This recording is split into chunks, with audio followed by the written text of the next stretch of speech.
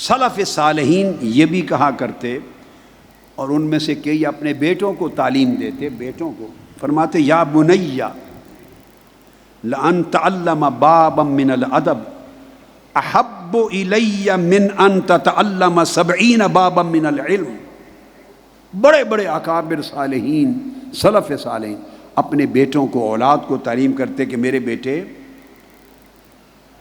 ادب کا ایک باب سیکھ لینا، ایک چیپٹر ادب کا ایک باب سیکھ لینا علم کے 70 ابواب پڑھ لینے سے زیادہ محبوب ہے مجھے۔ امام مخلد بن الحسین، یہ سلف صالحین کی باتیں بتا رہا ہوں، وہ پہلی جو قرون مبارکہ، فرماتے ہیں انہوں نے حضرت عبداللہ بن مبارک سے کہا، حضرت عبداللہ بن مبارک سے فرمایا نحن الی کثیر من الادب احوج منا الی کثیر من الحدیث۔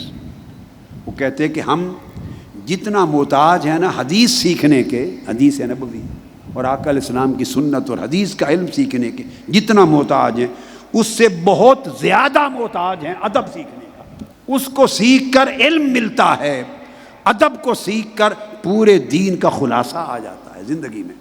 امام شافعی سے کسی نے پوچھا، سیدنا امام شافعی رضی اللہ تعالیٰ عنہ، فرمایا کیف شہوتک للادب۔ امام شافعی سے پوچھا آپ کی طلب اور خواہش اور تڑپ ادب کے لیے کیسی ہے؟ آپ ادب کو حاصل کرنے میں کتنی طلب اور تڑپ رکھتے ہیں اور خواہش رکھتے ہیں؟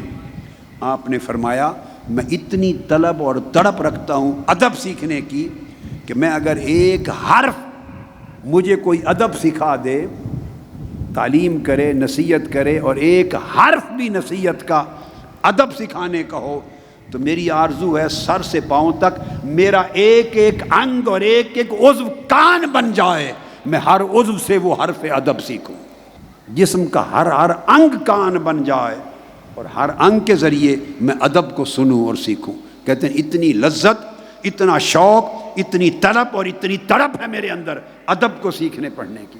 اور پھر انہوں نے اس سے آگے سوال کیا وَكَيْفَ طَلَبُكَ لَهُ، آپ کی پھر اس کو حاصل کرنے کی طلب کا عالم کیا ہے؟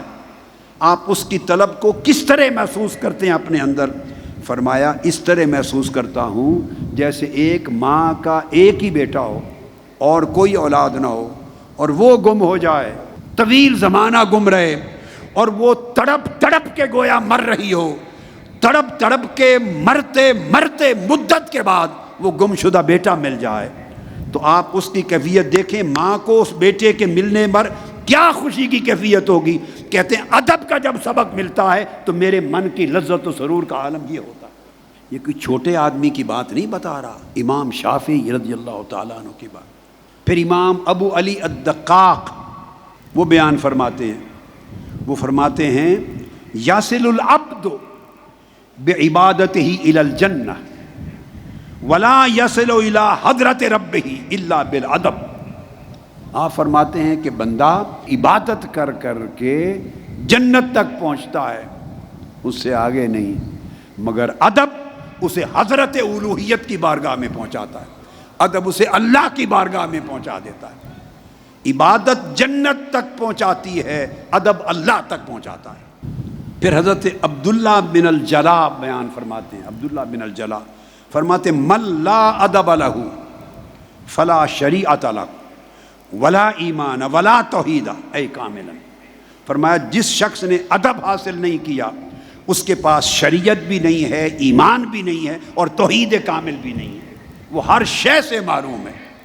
سب کچھ پڑھا، ادب نہ سیکھا، اور ادب کو زندگی میں استعمال نہ کیا، ہر شے کا اثر چلا گیا، فیض چلا گیا۔ امام شافعی فرماتے ہیں خود کہ مجھے ایک روز امام مالک رضی اللہ تعالیٰ عنہ نے یہ نصیحت فرمائی، امام مالک نے مجھے فرمایا اے محمد یا محمد، قال علی الامام مالک یا محمد اجعل علمک ملحا وادبک دقیقا، علم اور ادب کو اس طرح جوڑو کہ ادب آٹے کی طرح ہو اور علم اس میں نمک جتنا ہو۔